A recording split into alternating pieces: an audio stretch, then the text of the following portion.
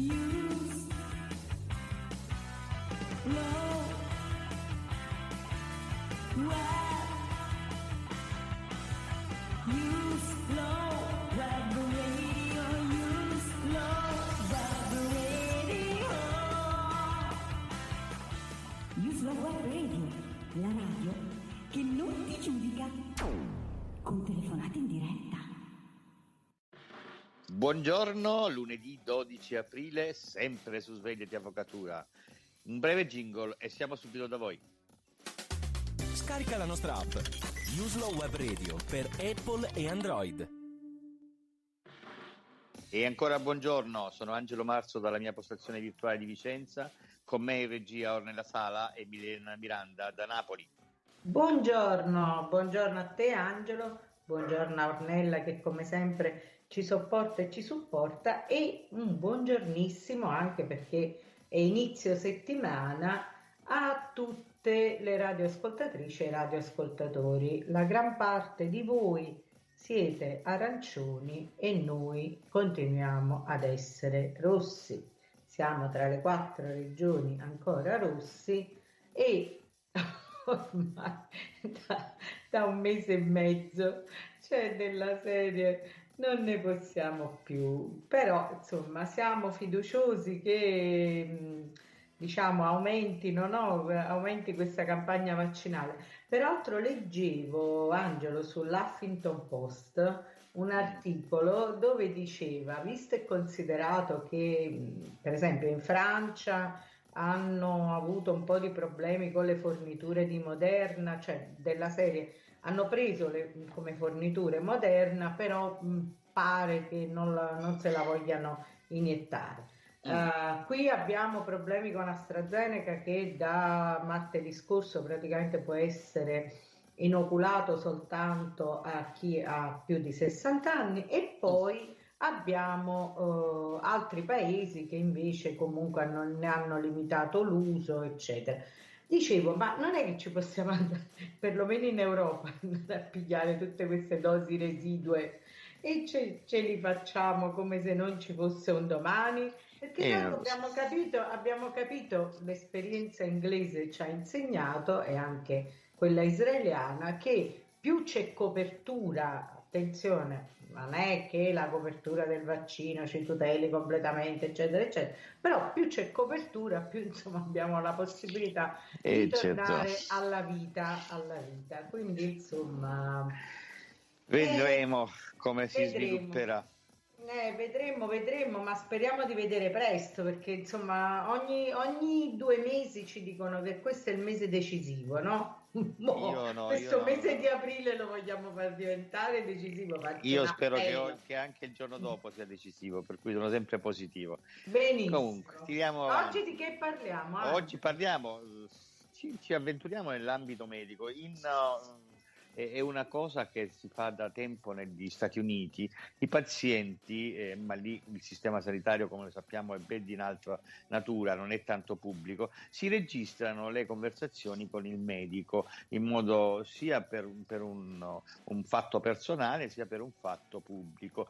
E con il collega Comellini abbiamo affrontato questo argomento, se e quanto è possibile farlo in Italia o in ambito privato o in ambito pubblico, ovviamente quando andiamo in una ASL o in un centro medico, in un ospedale, possiamo fare questo. E poi parleremo invece, li ho definiti pensieri in libertà, con il collega Massimo Simbula, della sentenza del Consiglio di Stato che, come al solito, su stimolazione del notariato, ha dichiarato che le start-up online non si possono formare. A te per la presentazione della prima intervista. E sono entrambe interessantissime. Io direi, entrambe peraltro le hai curate tu egregiamente, direi di cominciare subito con quella al collega, l'avvocato Stefano Comellini del Foro di Bologna, sui pazienti, se possono o meno registrare la conversazione con il medico. Ascoltiamola.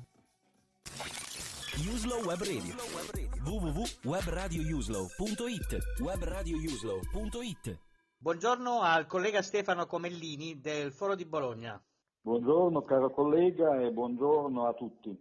Allora, Stefano, da un po' di tempo sull'onda delle tendenze americane i pazienti registrano le conversazioni con il medico. E questo, al di là del fatto pratico, eccetera, è un atteggiamento corretto? Può essere fatto? Ci sono delle normative, indicazioni? Beh, diciamo che una normativa specifica non c'è, come non c'è neppure, per quanto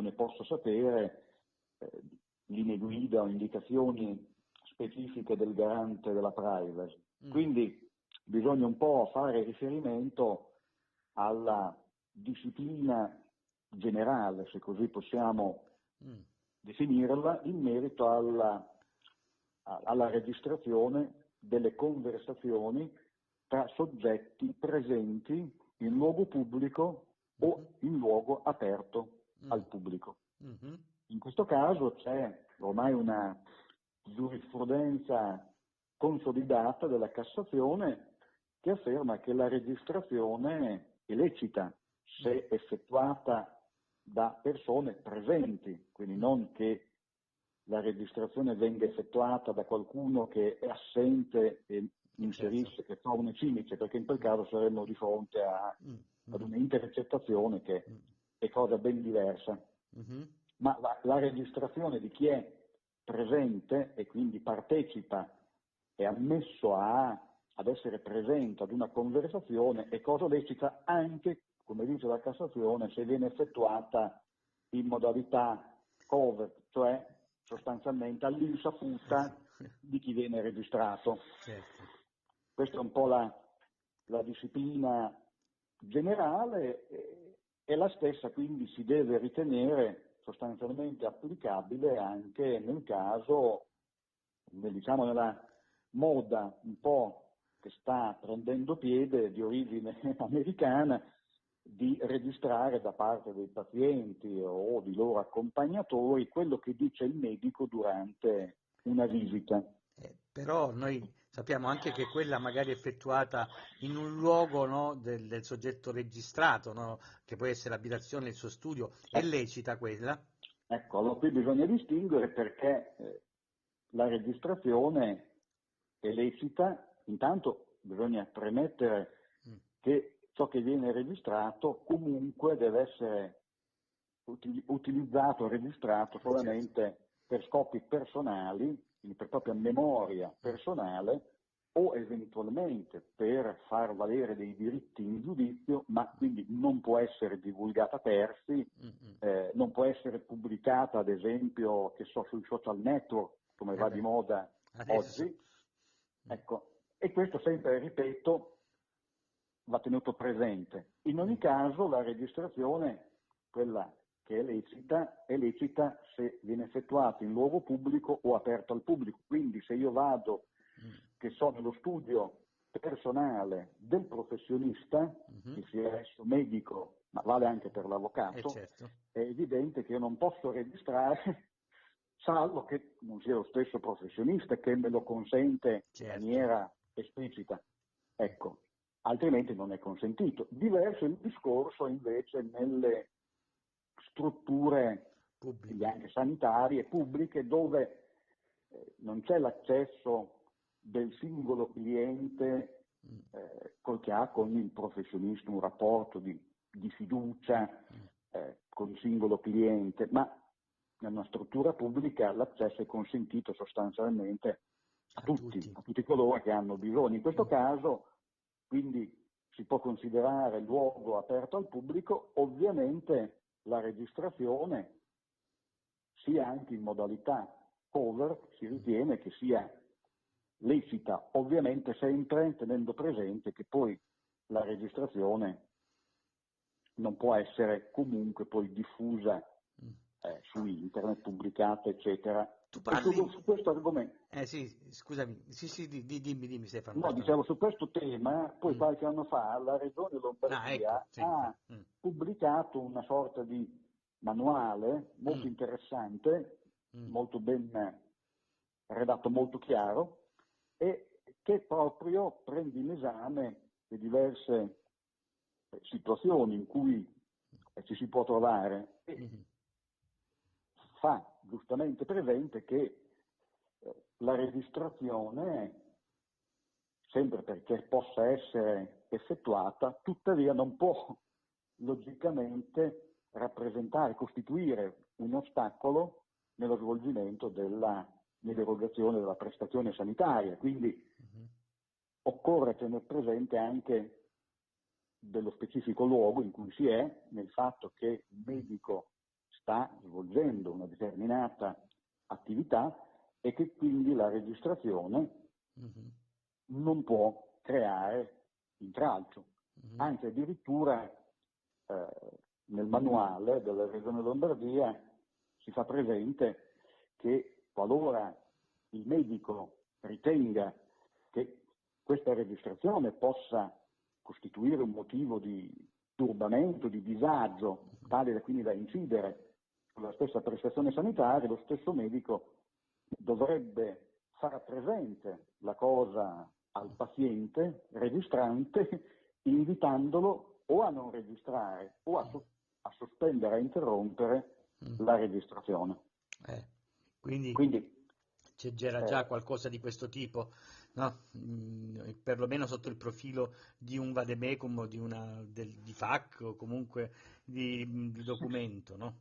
Sì, mi risulta che sia, per quanto ne possa sapere io, l'unico studio effettuato su questo argomento e, come dicevo, è stato pubblicato questo manuale dalla Regione Lombardia, è tuttora scaricabile dal sito della Regione, quindi si può facilmente scaricarlo e consultarlo.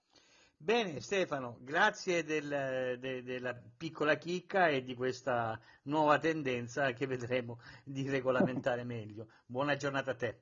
Grazie, buongiorno a tutti. Uslov Web Radio, la voce dell'avvocatura. E adesso ascoltiamo il collega Massimo Simbula, col quale abbiamo fatto una piacevole chiacchierata che parte dalla sentenza del Consiglio di Stato in tema di divieto di formare le start-up online, sentenza che diciamo che è condivisibile sotto il profilo giuridico, lo è meno sotto il profilo dell'evoluzione dei nostri sistemi strutturali nell'ambito dell'impresa. Ascoltiamola. Uslov Web Radio, la radio dell'avvocatura, da colleghi a colleghi. Buongiorno al collega amico Massimo Simbula. Ciao Angelo, ciao a tutti. Piacere. Allora Massimo, il Consiglio di Stato ha cancellato la possibilità di costituire in Italia una start-up innovativa online e lo ha fatto sotto la pressione delle ben note categorie. Qual è la tua impressione, la tua critica, visto che peraltro ti occupi di questo da molto tempo? Ma guarda, allora, in effetti io ho sempre seguito le multinazionali e quando è arrivato il DL 179-2012 non faceva altro che in qualche modo stratificare un insieme di norme che cercavano di regolamentare il fenomeno dell'innovazione che in Italia, diciamo, stentava a decollare.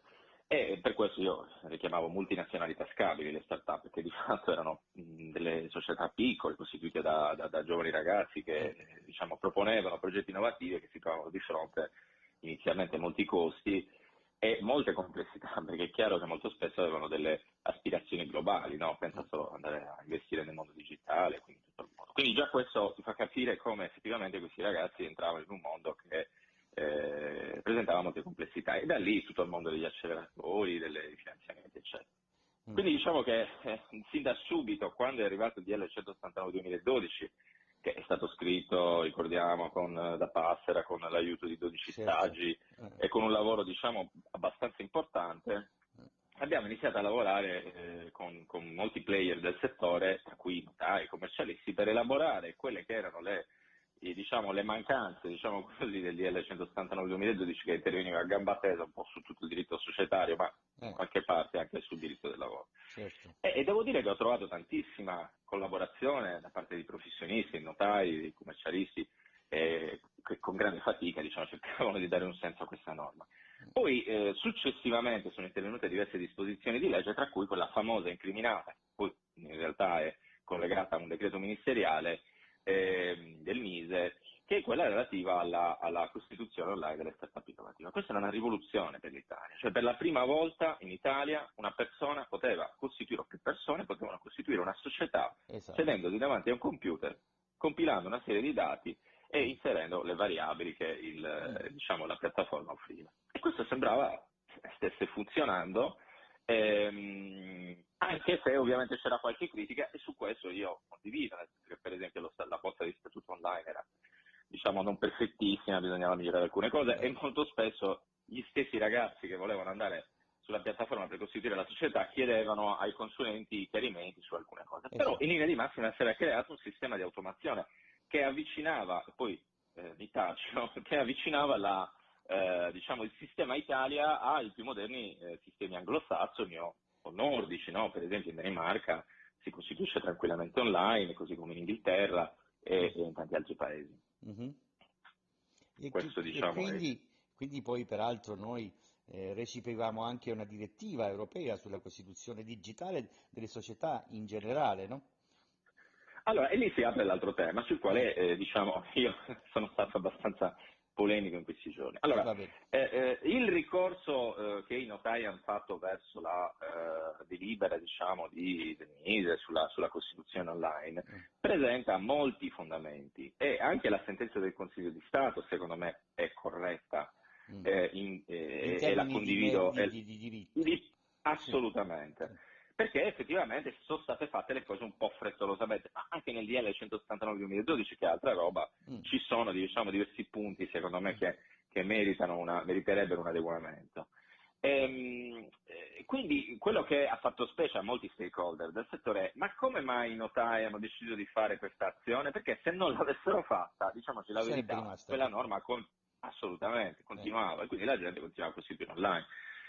E da lì si è aperta questa polemica, cioè si è creata una sorta di fazione anti-notai e di fazione pro-notai. No? I notai dicono: no, abbiamo ragione noi, perché noi siamo garanti del diritto e l'abbiamo dimostrato facendo questo ricorso, perché non è certo il nostro interesse guadagnare su pochi onorari, che poi non è che sia tutto questo volume d'affari, mentre la gran parte degli imprenditori dicono: ecco, i notai sono colpevoli, eccetera. Ecco, questa bipolarismo è assolutamente scorretto, però il messaggio che è passato è quello. Allora, la mia interpretazione è questa: la direttiva in tema di costituzione europea, in tema di costituzione online delle società, è sacrosanta.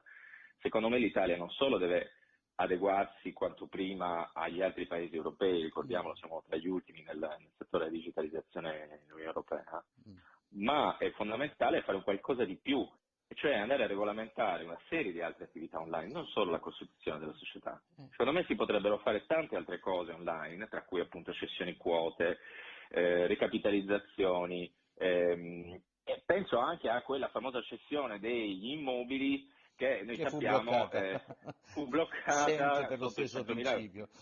Esatto. E qui, Angelo, noi siamo su una rete degli avvocati, no? Diciamolo con forza. Secondo me noi avvocati dobbiamo cercare un pochino di unirci, siamo tanto bravi quanto molto spesso ognuno per la sua strada.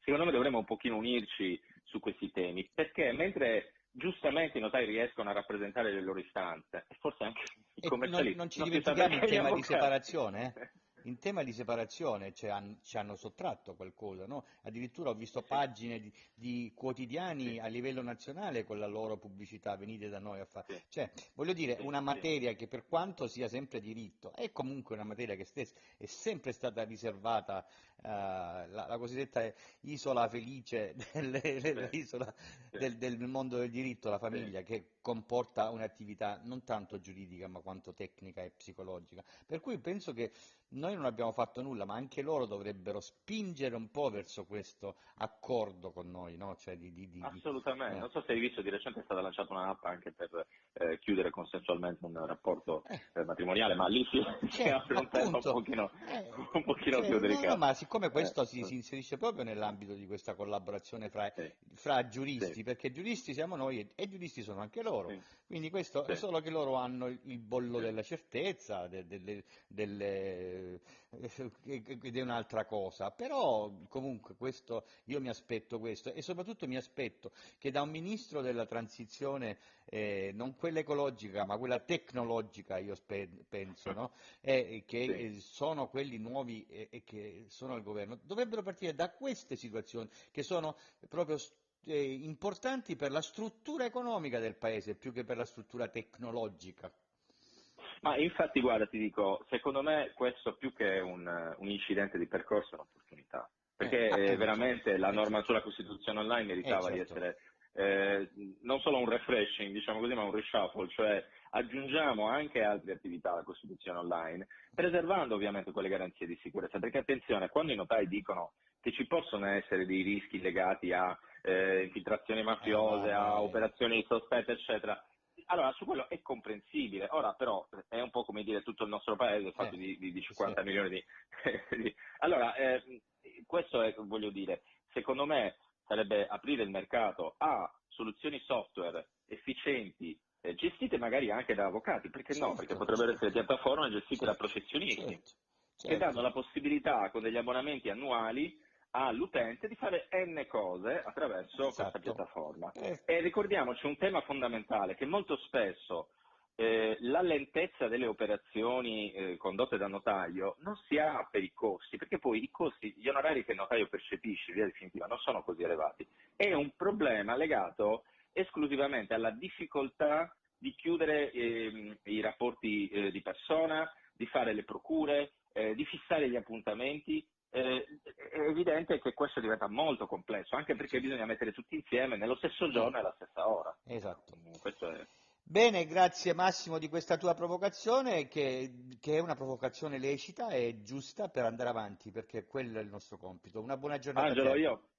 Ok, ciao. Dimmi Massimo. Poi... No, volevo solo dire che io faccio parte, sono fondatore dei Copernicani. Lo sappiamo. E abbiamo costituito questa associazione con un atto costitutivo a distanza, con un notaio eccezionale e rivoluzionario. E questo, diciamo, ha creato un po' di malumore, su questo avevamo anche fatto un articolo. Esatto.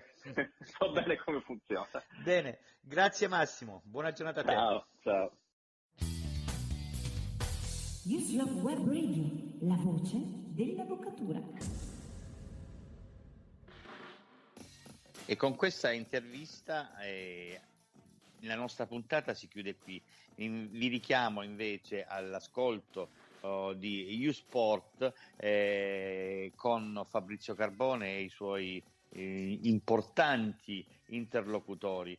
Saluto Ornella, saluto Milena e a tutti voi una buona giornata. Sì Angelo, una buona giornata a te, e quindi da stasera alle 19 di nuovo U-Sport, che è trasmissione peraltro seguitissima e che è curata appunto dal nostro Fabrizio Carbone, come già hai ricordato tu Angelo. Un saluto a Ornella. Stavolta vi lascio con una frase che ho rubato all'amica, collega e socia qui della radio Brigida Mulinelli. I fantasmi sono come le paure, se scappi ti paiono giganti, se li affronti invece piccoli quanto basta per superarli. E svegliati avvocatura!